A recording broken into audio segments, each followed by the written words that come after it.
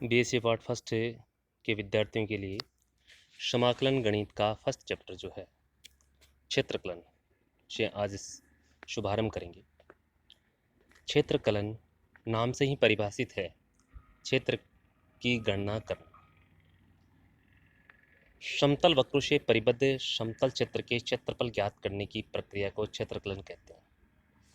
कक्षा 10वीं तक हमने मानक आकृतियों त्रिभुज, वर्ग, आयत, चतुर्भुज आदि के क्षेत्रफल मानक सूत्रों से ज्ञात किए हैं। हर एक के भिन्न भिन्न मतलब आकृतियों के मानक सूत्र होते थे और वहाँ उन मानक सूत्रों की सहायता से क्षेत्रफल ज्ञात कर सकते थे। यहाँ जो है विकृत आकृतियों अर्थात विभिन्न प्रकार के वक्रों से गिरे हुए क्षेत्रफल को ज्ञात करेंगे जिनके मानक सूत्र नहीं होते हैं। जैसा कि कार्तीय वक्र है y equal to F X, कार्तीय वक्र के रूप में y equal to X straight line हो सकती है, वृत्त हो सकता है, प्रबल्य हो सकता है, दीर्घवृत्त हो सकता है, इस प्रकार के कर्व होंगे। और एक्स एक्स और कोटि एक्स इक्वल टू ए और एक्स इक्वल टू बी द्वारा परिबद्ध क्षेत्र का क्षेत्रफल ज्ञात करने का जो यहाँ पर एक इंटीग्रेशन के माध्यम से जो हम ज्ञात करेंगे उसमें हमारे पास अगर अब वो अक्ष के अनुदिश कर्व जा रहा है, जैसे अक्ष ए से बी तक जा रहा है, तो हमारी जो लोअर लिमिट है वो ए से अपर लिमिट बी तक रहेगी।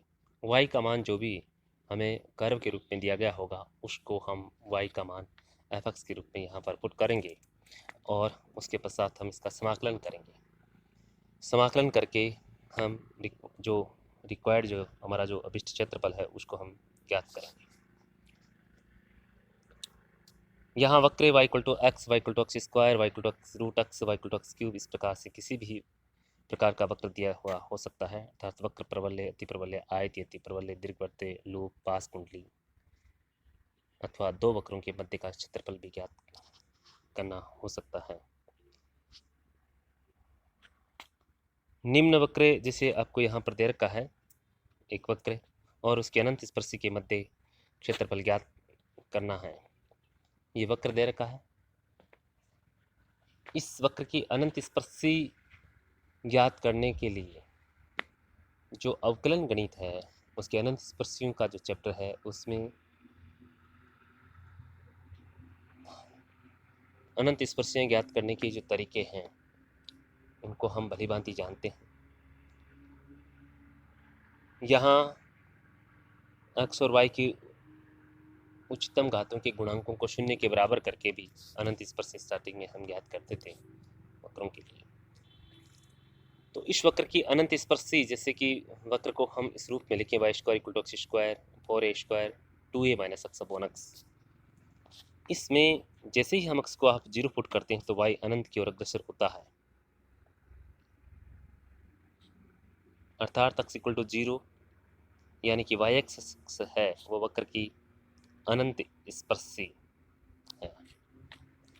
तथा जब X Y equal to zero है तब एक्स इक्वल टू 2a, तो इट मीन्स ये कह सकते हैं कि एक्स की जो सीमाएं हैं, एक्स की जो लिमिट्स है, एक्स यहाँ पर जो हम जो इंटीग्रेशन करेंगे एक्स के जीरो से 2a, कई बार हम देखेंगे कि वक्र एक्स के अनुदिश नहीं होकर के वक्र वाई एक्स के अनुदिश जा रहा है, तो वहाँ हम लिमिट जो है, जैसे कि इस इंटीग्रेशन में हम देख पा रहे हैं जो क्षेत्रफल वाला जो सूत्र है ए से B F X D X अर्थात ए से बी वाई डी एक्स के रूप में है। यहाँ हम जो है इंटीग्रेशन उस स्थिति में एक्स के सापेक्ष नहीं करके वाई एक्स के अनुदिश करेंगे, तो उसमें जैसे वाई के अनुदिश जो लिमिट है वाई इक्वल टू सी से Y equal to D and X D Y के रूप में पुट करेंगे। तो ये हमें ध्यान रखना है कि वक्र किस ओर जो है फॉरवर्ड हो रहा है, जा रहा है, उसके अनुदिश ही हम ये इंटीग्रेशन की जो लिमिट्स हैं वो तय कर पाएंगे दिए गए वक्र से। यहाँ जो एक्स बराबर जीरो से एक्स बराबर 2a ये एक्स की सीमाएं होगी। अब इस क्षेत्रफल जो हम ज्ञात कर रहे हैं ये इसका जो चित्र बनता है 0 से 2a, चित्र बनाने के लिए अवकलन गणित का जो चैप्टर है, वक्रों का जो अनुरेखण जो हम करते हैं उसकी सहायता से आलेखन जो करते हैं चित्र बनाने के लिए, उसमें सबसे पहले हम ये देखते हैं कि वक्र की कौन सी घात सम है, तो उससे ये पता चलता है। जैसे एक्स एक्सिस की घात सम होती है तो वाई एक्स के विपरीत सममित होता है। अगर वाई की घात सम है तो वो एक्स के विपरीत सममित होता है। इट मीन्स जैसे कि ये वक्र है, ये जो हमारा वक्र है वो यहाँ हम देख पा रहे हैं समीकरण एक्स में वाई की पावर यहाँ पर 2 है, यानी कि वाई की घात सम है। जब वाई की घात सम है तो वक्र एक्स के अनुदिश से सममित है। वक्र एक्स के अनुदिश सममित है, इट मीन्स कह सकते हैं कि वक्र एक्स से जितना ऊपर एरिया कवर करता है उतना ही नीचे एरिया कवर करेगा। तो इससे क्या होगा कि ये दो चतुर्थांश में, तीसरे और चौथे चतुर्थांश में बराबर एरिया जब कवर कर रहा है तो हम एक ही चतुर्थांश में एरिया के रूप में हम लिमिट लगा करके उसको 2 से मल्टीप्लाई कर देंगे। जिसे 0 से 2a एक्सेस के अनुदिश जो लिमिट है जो हम लगा रहे हैं, लेकिन उसको पहले से 2 से मल्टीप्लाई इसलिए कर देंगे ताकि हमें जो ऊपर जो इतना जो इसमें चित्र में देख रहे हैं एक्सेस के ऊपर जो एरिया आ रहा है उतना ही नीचे सममित होने का ये मीनिंग होता है। तो उसको 2 से हम मल्टीप्लाई कर देंगे, जैसा कि हम देख पा रहे हैं 2 0 से 2a वाई डी एक्स के रूप में। तो 2 से इसलिए मल्टीप्लाई किया है कि एक्स से जितना एरिया ऊपर है उतना ही नीचे है। y का जो मान है वो हमारे जो समीकरण 1 से जो वैल्यू है वो y का मान हम पुट करेंगे वाई स्क्वायर के रूप में, जो 4a square 2a minus X upon X के रूप में है। हम दोनों तरफ स्क्वायर रूट लेकर के y की वैल्यू है वो इसमें पुट करेंगे। 4a स्क्वायर के रूप में 2a बाहर आ जाएगा और under root of 2a minus X upon X के रूप में। अब हम क्या करेंगे कि जैसे ये जो समाकलन है, इस समाकलन को सोल्व करेंगे। समाकलन को सोल्व करने के लिए, इस प्रकार के समाकलन को सोल्व करने के लिए इंटीग्रेशन बाय सब्स्टिट्यूशन जो है, प्रतिस्थापन के द्वारा समाकलन है, वो हम करेंगे।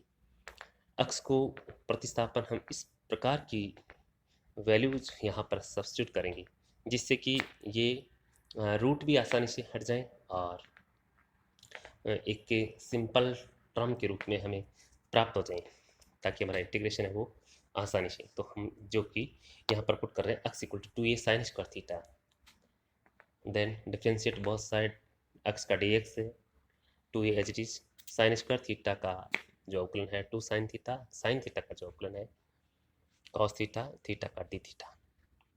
ये वैल्यू पुट अप करेंगे दिए गए समीकरण में, और पुट करने के पश्चात जो है 16a स्क्वायर के रूप में बाहर cos square theta D theta. Generally cos square theta का समाकलन जो कि 12 तक का आप इसको कॉस टू थीटा के फॉर्मूले के से जो मान है वो सब्स्टिट्यूट करके कर सकते हैं, लेकिन यहाँ जो आगे जो समाकलन है वो पावर्स क्या है कि बढ़ती जाएगी। इसमें तो खैर 2 ही पावर है, तो इसको हम कॉस टू थीटा वाले फॉर्मूले से 1 plus cos two theta upon 2 के रूप में कन्वर्ट करके और इसको आसानी से कर सकते हैं। लेकिन आगे जैसे कॉस की पावर 7 हो गई, कॉस की पावर 6 हो गई, 7 8 हो गई, इस प्रकार से उन ज़्यादा पावर्स पर हम बीटा गामा में एक ये फॉर्मूला पढ़ेंगे जो 0 से पाई बाय 2 पर ही इम्प्लीमेंट होता है, साइन की पावर एन थीटा कॉस की power N theta D theta के रूप में। उसका एक डायरेक्ट फार्मूला जो है उसको यहाँ इम्प्लीमेंट करेंगे। उस फॉर्मूले को भी हम यहाँ पर डिस्क्राइब करेंगे, उसको इंट्रोड्यूस करेंगे बीटा गामा वाले चैप्टर में भी, यहाँ डायरेक्ट हम इसको यूज करेंगे। साइन की पावर यहाँ पर कुछ है नहीं, 0 है, तो 0 प्लस 1/2 के रूप में M plus gamma M plus 1/2 gamma N plus 1/2 upon 2 gamma M plus N plus 2/2 के रूप में ये फॉर्मूला होता है। उस फॉर्मूले को यहाँ इम्प्लीमेंट करेंगे। गामा 3/2 बनता है, 1/2 बनता है अपॉन 2/2 के रूप में। गामा 2 का मान 1 होता है और गामा 1/2 की जो वैल्यू है वो रूट पाई होती है। गामा 3/2 को खोलेंगे तो 1/2 गामा 1/2, तो रूट पाई के रूप में 2 बार जो है इसमें पाई बनेगा, और बाकी जो है 2 से ये 2 जो है 2 टाइम्स कैंसिल होकर के 4a स्क्वायर 4 पाई ए स्क्वायर के रूप में जो है इसका सॉल्यूशन प्राप्त होता है। अर्थात जो रिक्वायर्ड जो एरियाज है, क्षेत्रफल है, अनंत स्पर्शी और वक्र के मध्य का जो क्षेत्रफल है वो हमें इस चित्रानुसार जो प्राप्त होता है वो 4 पाई ए स्क्वायर प्राप्त होता है। इसी प्रकार से हम इसका एक नेक्स्ट जो क्वेश्चन है, निम्न वक्र और इसके अनंत स्पर्शी के मध्य का क्षेत्रफल ज्ञात करना है। Y square bracket a minus x is equal to x cube. दी गई समीकरण में यहाँ भी y की घात सम है, तब वक्र x अक्ष से प्रेत सममित है। x अक्ष के ऊपर जितना एरिया ये कवर करेगा वक्र उतना ही नीचे। वक्र की समीकरण Y square equal to x cube upon A minus X है। x इक्वल टू ए पर जैसे ही इस समीकरण में x को a पुट करेंगे तो y का मान अनंत आएगा, अर्थात वक्र x इक्वल टू ए वक्र की एक अनंत स्पर्शी है।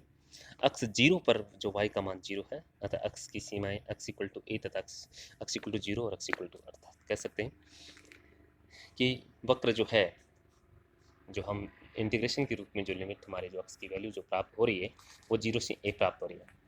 सूत्रानुसार अभिष्ट जो क्षेत्रफल है टू जीरो से a by D X two, हमने कहा कि सम्मित है। जैसे किसी भी दूसरे ऐसा कोई कर्व हो सकता है जिसके अंदर हम देखते हैं for example X square plus Y square equal to R square के रूप में, उस वक्र में ये हम जानते हैं कि वृत्त का समीकरण होता है, वृत्त का जो समीकरण होता है वो चारों ही क्वाड्रेंट में सम्मित होता है। तो अक्ष की घात भी यहाँ पर सम है, y की घात भी सम है, इसका मतलब ये दोनों ही अक्षों के प्रीत सम्मित है। तो यहाँ हम दो की गुणा करने की बजाय चार से यहाँ पर हम मल्टीप्लाई करेंगे जब दोनों ही अक्षों के प्रीत सम्मित। यहाँ एक ही अक्ष के प्रीत सम्मित है, इसलिए दो से मल्टीप्लाई करते हैं, क्योंकि यहाँ x की घात है वो सम नहीं है, केवल y की घात ही सम है। तो जीरो से a x की सीमाएं y डी एक्स के रूप में, y का मान जो है हम दिए गए वक्र के समीकरण से रूट लेकर के दोनों तरफ x का मान हम पुट करेंगे, x equal to A sine square theta D X two A sine theta cos theta D theta, x equal to zero पर थीटा इक्वल टू जीरो और x इक्वल टू ए पर theta is equal to pi by two. ये value substitute करने के पश्चात जो है four ए square zero से पाई बाय टू साइन की power four theta D theta, इसमें भी हम वही जो बीटा गामा सूत्र है उससे gamma M plus one by two two, gamma M की जगह यहाँ पर फोर है प्लस वन, फाइव हो गई बाई टू। कॉस की पावर यहाँ पर जीरो है, कॉस की पावर है zero plus one by two upon two gamma four plus